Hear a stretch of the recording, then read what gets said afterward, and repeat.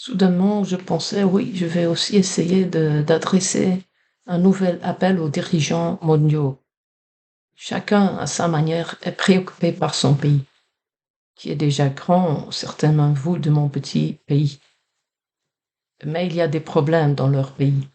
Et par le passé, ils étaient plus grands d'une certaine manière. Et ils veulent redevenir des grands dirigeants pour que cela se produise. J'ai vu un documentaire sur Poutine. Il s'est senti humilié. C'est de toute façon, en effet, un grand pays physiquement. Mais c'est aussi une question de respect. Certains lui ont frotté sous le nez qu'il n'était plus si puissant et qu'il était un petit pays qui ne devait plus avoir son mot à dire sur des sujets ou des initiatives importantes dont l'opinion n'était pas importante. Il est compréhensible que l'on se sente humilié et que l'on veuille redonner du respect à son pays.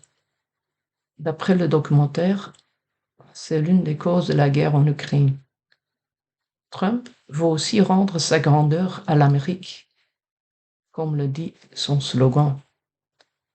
Il veut mettre l'accent sur l'importance de son propre pays dans tout ce qu'il fait. Et l'un des points sensibles, si je comprends bien, est la perte d'industrie. Son initiative vise à relancer l'industrie, par exemple, en augmentant les tarifs d'importation. Aussi avec le but de fabriquer des produits physiques avec fierté de nouveau, si je comprends bien. Et Xi Jinping est le moins présent dans nos médias.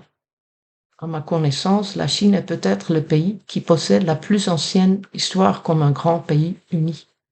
En tant que peuple, elle a tenté avec succès de renouer avec cette grande histoire au cours des 60 dernières années, après une période de déclin. Il travaille de manière très systématique, si je comprends bien, suivant en bloc le grand dirigeant et le parti du pays, lorsqu'ils définissent la direction à suivre. J'aimerais demander à ces dirigeants de réfléchir davantage à leur rôle de grands dirigeants pour leur grand pays. Êtes-vous sûr que le changement climatique est une fausse nouvelle? C'est un risque considérable que vous prenez lorsque vous ne pourrez plus changer d'avis. Il ne s'agit pas d'un débat idéologique sur des idées, mais de faits physiques irréversibles. Et il ne reste alors plus grand-chose de la grandeur de le pays quand ça se produise. Si le changement climatique est réel, aussi leur réputation de dirigeants, s'ils parviennent à atteindre les objectifs de restauration de la grandeur de leur pays, sera également de très courte durée. Si les choses tournent vraiment mal, il n'y aura plus d'université, plus de cours d'histoire, plus de livres, plus d'Internet. Ils survivront peut-être grâce à une traduction orale dans des chants ou des poèmes.